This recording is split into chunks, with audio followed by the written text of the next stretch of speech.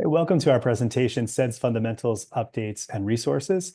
This presentation is meant to provide a broad overview of the latest information and updates related to the comprehensive economic development strategy. We know those on the call today are approaching the CEDS with a lot of different experiences. Some of you are very new to this process, possibly working on your CEDS for the first time. Others are veterans that have been through many different iterations. But either way, we hope you take away a little bit of new information on the CEDS from our presentation.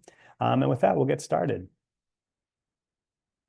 So again, I'm Brett Schwartz. I'm an associate director at the NADO Research Foundation. I head up our Economic Development District Community of Practice with a great team working together on this effort. For many years, I led our Stronger CEDS, Stronger Regions program, and a lot of that information and training has flowed into our current resources and information related to the CEDS.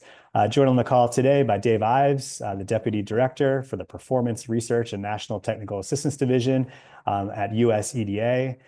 Dave has been a wonderful thought partner and a real leader in this space around the CEDS, and we've worked together and done many trainings together on the comprehensive economic development strategy, and excited to share some information with you all today. I think we're both self-proclaimed CEDS nerds who really believe in the CEDS and really the power and possibility of this document and process.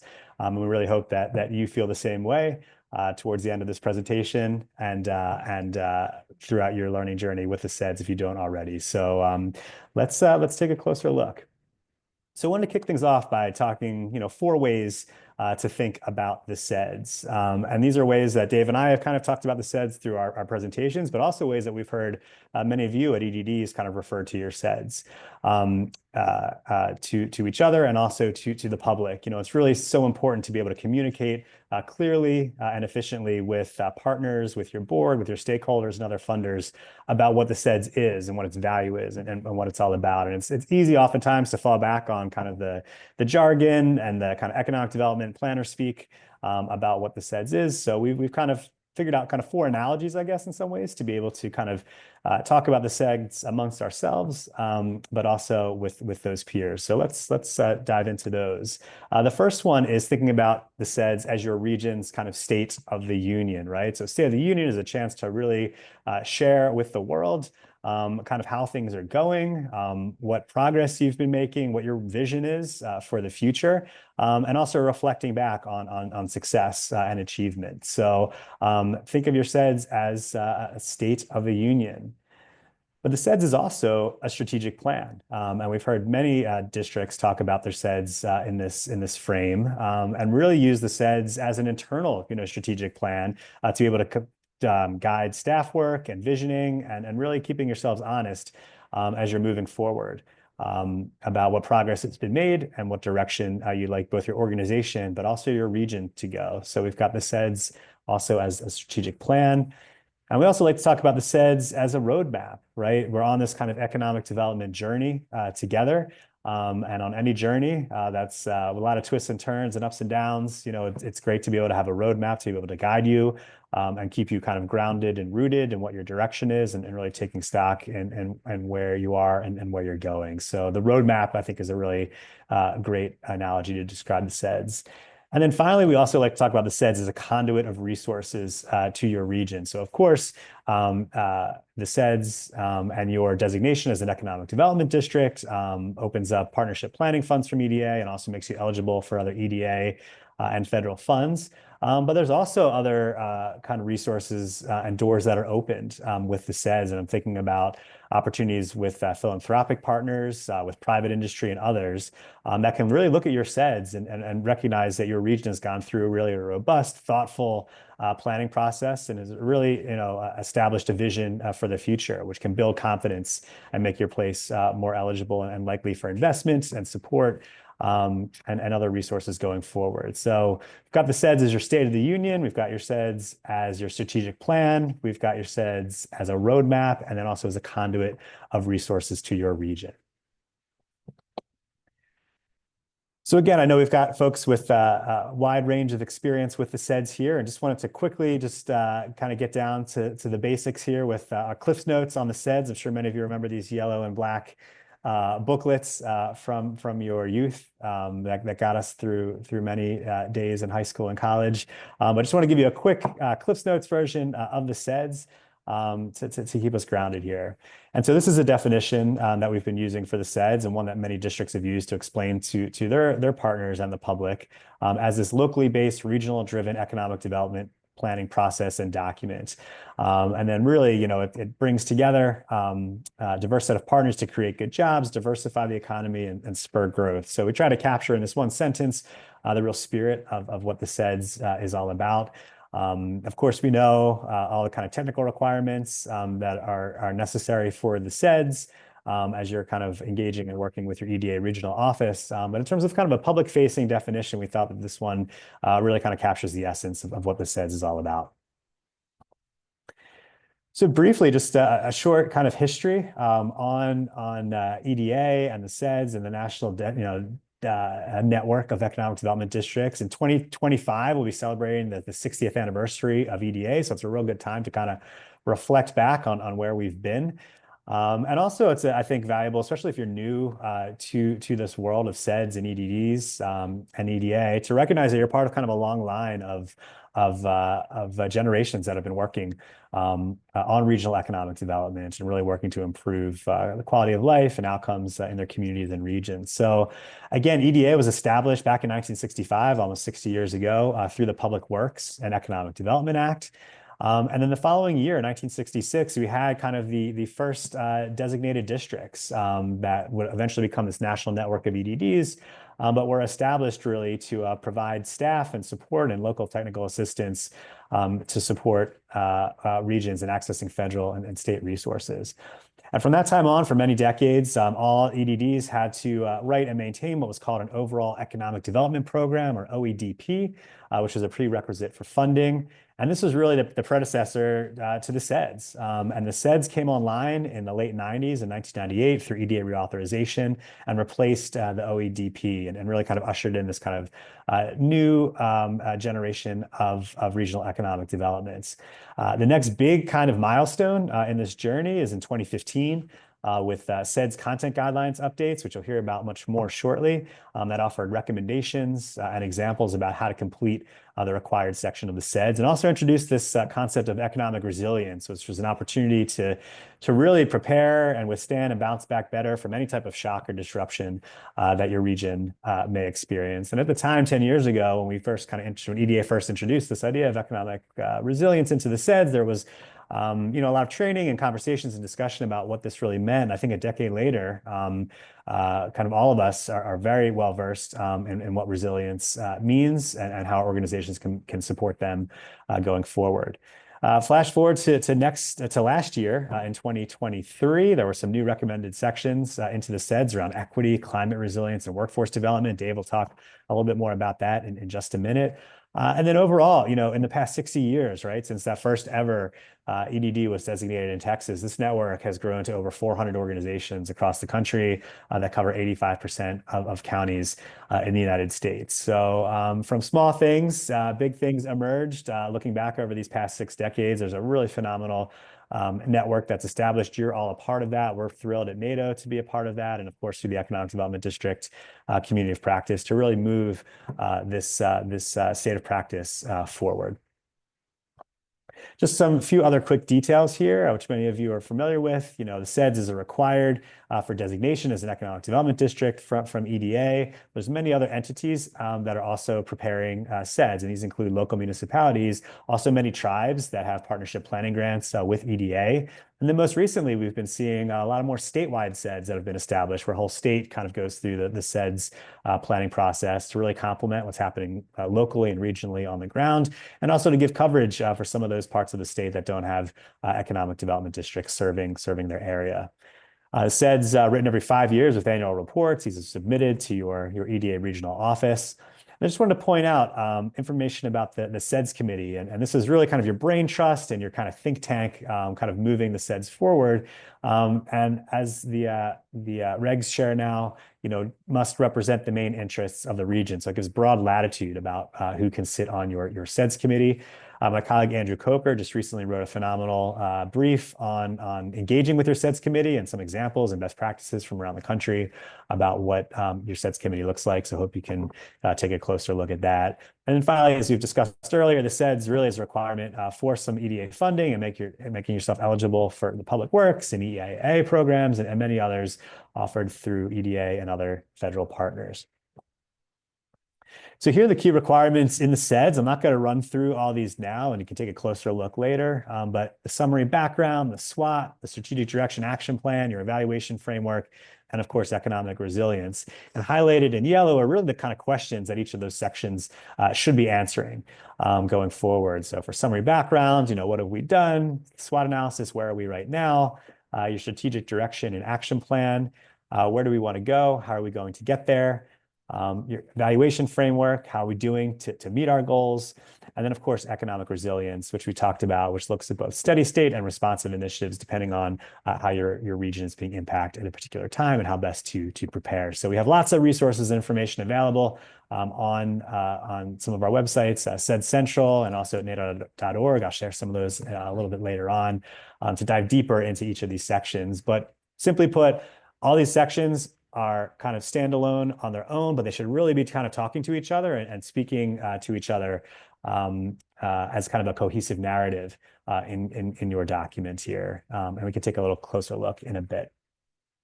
And then finally, I'd just like to share a little bit more about what do CEDS look like now. We've really come a long way, and you'll see in just a moment kind of what the old CEDS look like in the past. I'm really happy to report that we've really kind of emerged into our kind of new CEDS design era. And so what we have here are CEDS that use great graphics, infographics, artwork, visuals from the local regions that are really clear and accessible and interesting to read. On the right side of the screen for Catawba Regional and for East Central Florida, these are online CEDS and dashboards, as well as North Central Pennsylvania on the bottom center there too, that are kind of giving almost in real time some updates on progress being made through the CEDS. So the sky's really the limit on how you're kind of sharing this information with the public. And just keeping in mind, your audience better than any of us do, and to think, how would this best resonate with the public, with elected officials, with shareholders and local businesses? How do you best communicate the CEDS going forward? And so you've got a lot of leeway to be able to do that. And here's a slide that I've been using for a while, and I have the new parenthetical here too. We are still in a golden age for the CEDS. And I think a lot of that has to do with the fact that districts were really empowered back in 2015 through the CEDS content guidelines to really take ownership of this and have a lot of opportunity for flexibility and creativity and really making the CEDS reflect the region and the goals and values of the place that they're meant to serve. So with that, I'm really excited to turn things over in part two to Dave Ives, who's going to talk about kind of the current state of the CEDS, kind of starting with the content guidelines and some of those updates that we've done in the past year, and some of those resources that are also available to you all as well. So with that, I'll turn things over to Dave for part two.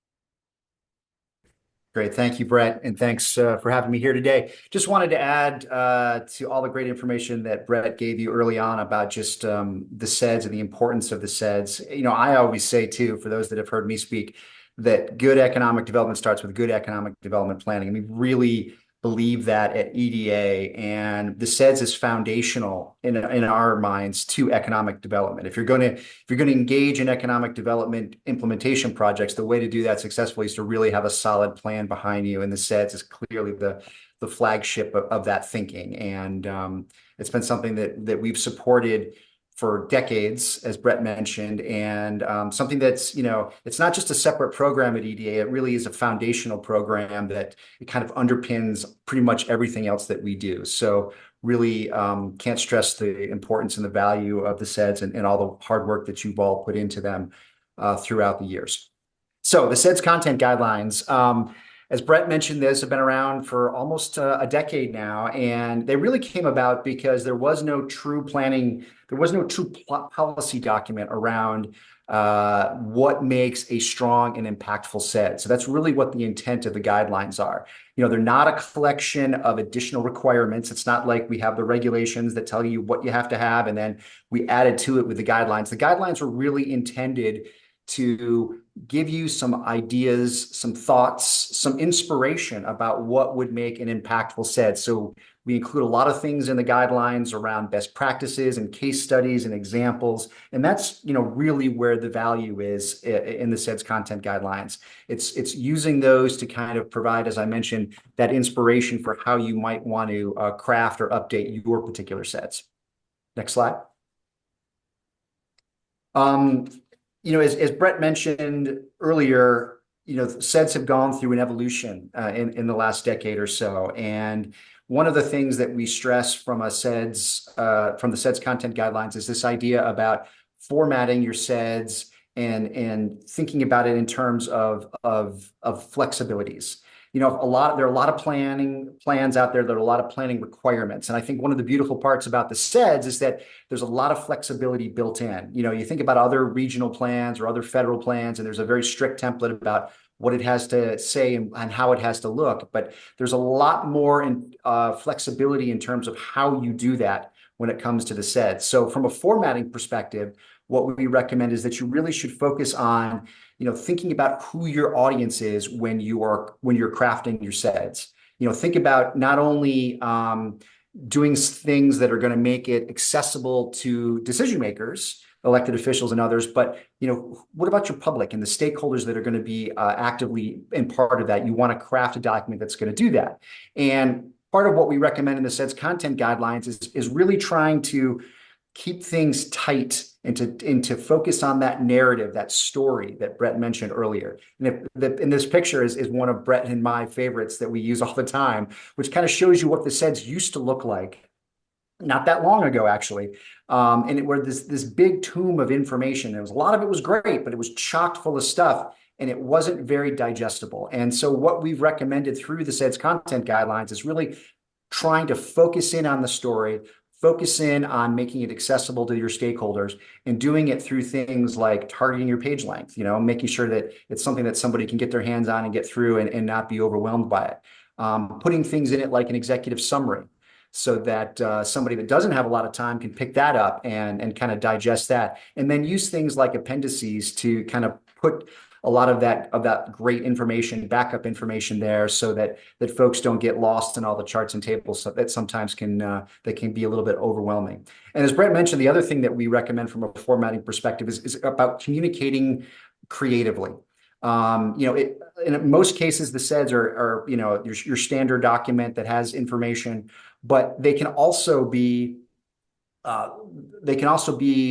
creative in terms of the format, the structure. It can be an online CEDS, a digital CEDS, as Brett mentioned. And when you're thinking about the CEDS, irrespective of what the format is, think about how you are presenting your information. You want to rely heavily on the charts and the infographics and the pictures and the things that are really going to draw in your audience into what's trying to be shared in that document. So, but if anything, just remember that the key here is flexibility, and how you structure it and what it looks like really should really work for you in your particular region.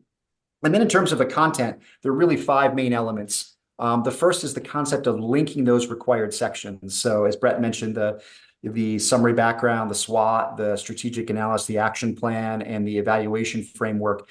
You want to make sure that those sections are tied, that they cascade one from the next, and that they link back and forth so that you do tell a narrative, you do tell that compelling story.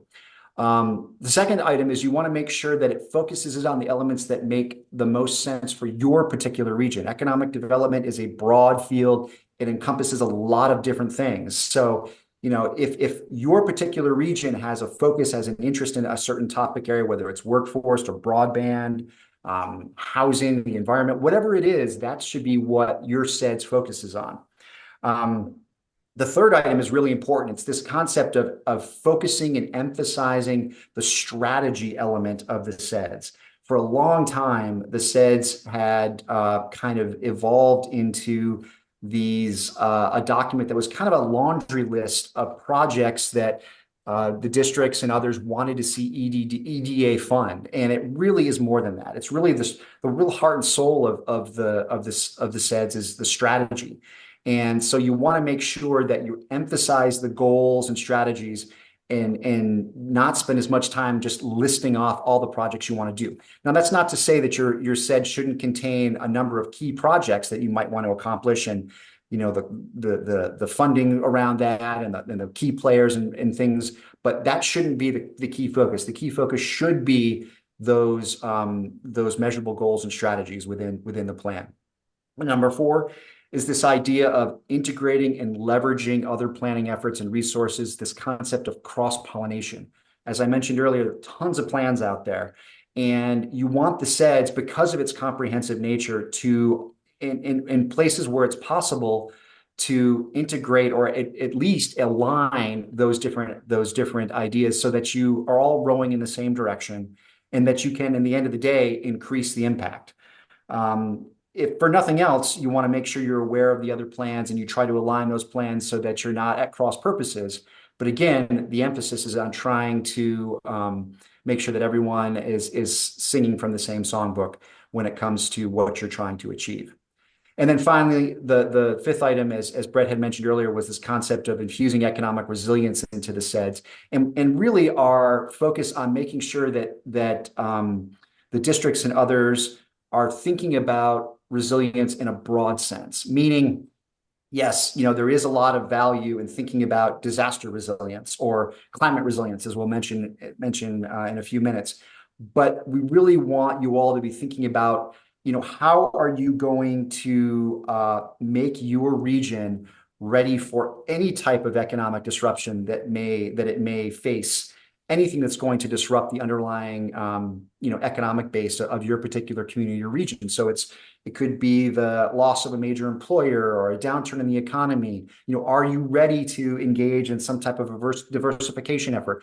What are the efforts kind of writ large that you're taking to make sure that your community is a stronger place that's going to be able to thrive into the future? Next slide. As Brett mentioned, in 2023, we added some new elements to the guidelines. And that's an important point I should make too, is yes, the guidelines themselves are almost a decade old, but we've kind of regularly updated them throughout the years with new information, and new concepts, new examples, new things in them that will be of use to you all in the development of your sets. Case in point, last year, 2023, we added 3 new sections, one focused on equity, one on climate resilience, and one on workforce development. I'll talk about each of those in turn.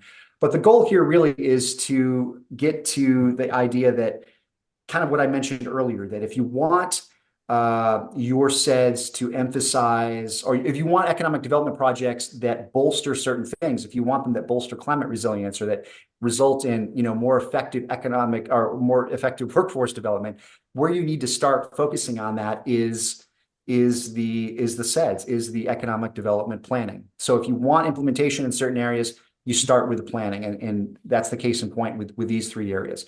And as usual, as I mentioned with the rest of the CEDS content guidelines, these sections are heavy on recommended resources, on those examples and tools.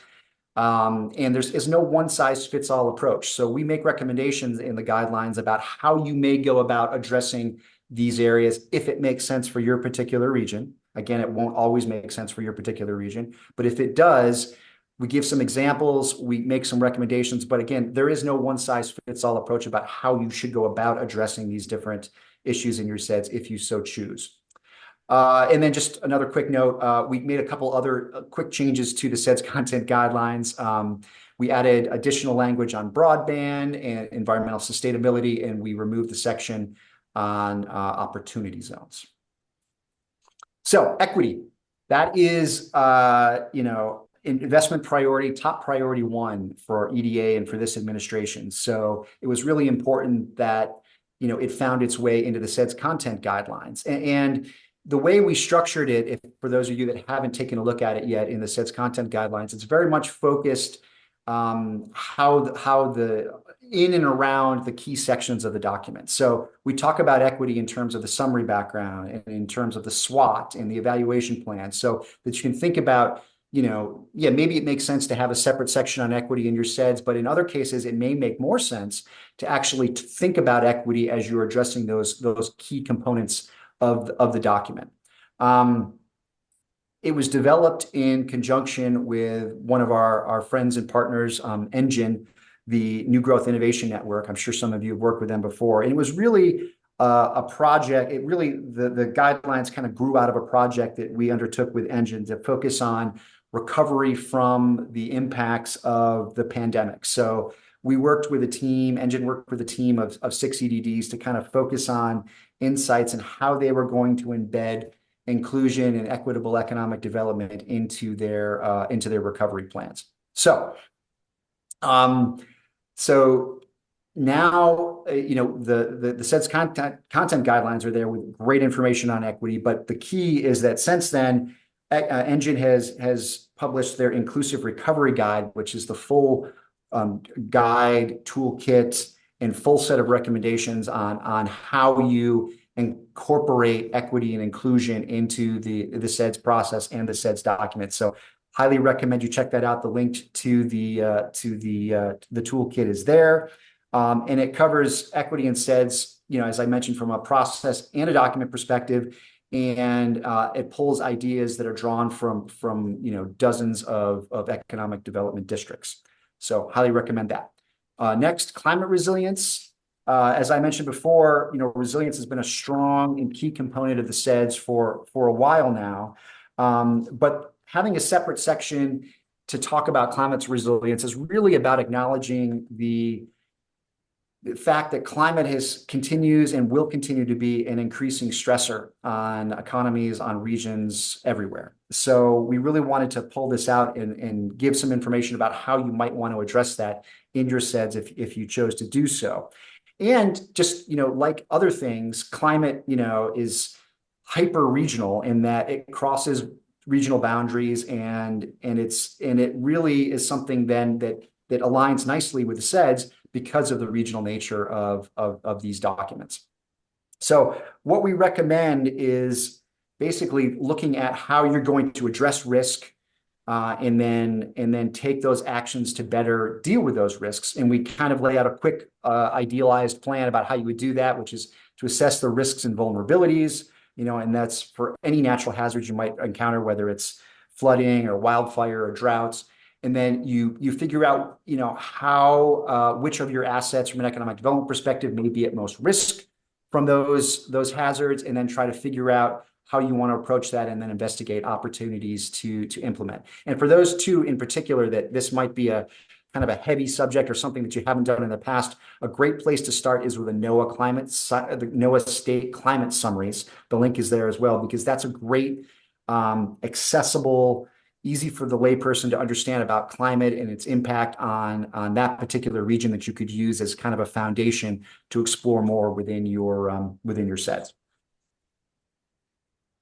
And then the final section is workforce development. For those of you that are familiar with the CEDS content guidelines, we've talked about workforce development in them for years, and highlighted the importance of the connection between economic development and workforce development. But we really felt that connection needed to be emphasized even further. So that's why we pulled this out as a separate section with the updates last year. And it really focuses on kind of 3 key elements. It talks about key principles. The primary one, when we're talking about key principles, is about making sure that whatever workforce development efforts that you're engaged in is that they're employer-led, and that they involve the business community and the needs of the business community first and foremost. The sectoral partnerships are really about bringing together the elements of that business community, as well as the other players that are involved in workforce development, in order to kind of make sure that everyone, again, is rowing in the same direction when it comes to workforce. And then making sure that the goal that you're trying to achieve is going to result in good quality jobs, which include a number of different factors like family-sustaining benefits, a stable and predictable living wage, that there are advancement opportunities involved, and that the workplaces themselves are safe and accessible. Next slide. This is just a listing of a number of different additional resources and tools that you could use in support of the development and implementation of your CEDS. In particular, there are a couple here that speak to a couple of the new sections that I mentioned around equity and climate. I would also be remiss if I didn't emphasize that around the same time that we released the new elements of the CEDS content guidelines, NADO put out a great resource. They called it the CEDS Content Guidelines Resource Handbook, which provided a lot of additional sources for equity and inclusion, for workforce, for climate, and also additional ones that focus on broadband as well. And this is the actual slide that I mentioned earlier from Engine's Inclusive Recovery Toolkit. And the link is both here and on that previous slide. Highly recommend you take a look at that if you're interested in including equity in your CEDS. Excellent, Dave. Well, thank you so much for that and that update. And we're running a little short on time, so I'm going to go quickly through these, but just want to share some resources through the community of practice and others so that we can get you off into your small groups to meet your cohorts. But again, this collaborative effort is through the Economic Development District Community of Practice. You can see the link to the website at the bottom. Huge thanks to EDA for funding this effort. So take a look. Got lots of resources here. We've got webinars, we've got case studies, reports on a whole host of information related to CEDS, but also, of course, overall, the importance of the work of economic development districts. So check out the COP website, and then, of course, CEDScentral.com, which is kind of our one-stop shop for everything related to CEDS. It's got a decade's worth of information in there. I recently went in and kind of cleaned it up a little bit to make it more accessible and more relevant to the needs of today. So check out CEDS Central. We're constantly cross-posting across these resources. We also have, through the community of practice, our interactive EDD map, which for the topic of discussion today is a chance for you to really see what your peers are working on with their CEDS. So this is an interactive map. You can type in any address or district name. It'll zoom in. You'll get to see kind of the counties, but you click on it. It'll have contact information, county coverage, EDA regional office, but also a link to their most recent CEDS. So this is a great chance to see kind of what the national network is working on. Check out your district too. We're trying to keep this as up to date as possible. So if there's something that needs to be updated in terms of your most recent CEDS, just send us a note and we'll make sure to get that updated as quickly as possible. But this is really kind of your archive to be able to see what your peers are up to in the EDD space. And so as we wrap up, some of you may have seen this slide before in our kind of planning world. We love acronyms, and this was one I came up with a couple years ago for the CEDS. I think it's still fresh and relevant today, and I hope it kind of encapsulates kind of what Dave and I kind of shared with you all. The most impactful CEDS are creative, they're engaging, they're looking at ways to really reach audiences through creative ways, through visuals, design, and also interactive opportunities. They're driven by data. We didn't really get a chance to talk too much about data today, but you will on a future call with this cohort, and great partners, VDA, including Argonne National Labs and Stats America and many others, have these data tools at your fingertips to incorporate into the CEDS. And then ultimately, as probably my favorite, storytellers, you have a chance to really tell the story of your region, where it's been, where it is now, and where you want to go. And if you guys are kind of the author of that story in collaboration with your partners in your communities. So this is what the most impactful CEDS look like, and this is the ultimate goal. I don't think we have time for questions, Andrea, because I think we want to get into our groups, but really encourage you to stay in touch as you're going through this process. Please reach out. We're here to support you. We've got a whole team standing by in a lot of ways to be able to support your efforts, connect you with each other and the latest kind of resources and best practices there. So Dave and I will also be presenting kind of a similar presentation to this in New Orleans. So if you are joining us next month, come say hi. Love to hear how you're doing on this. And with that, I'll turn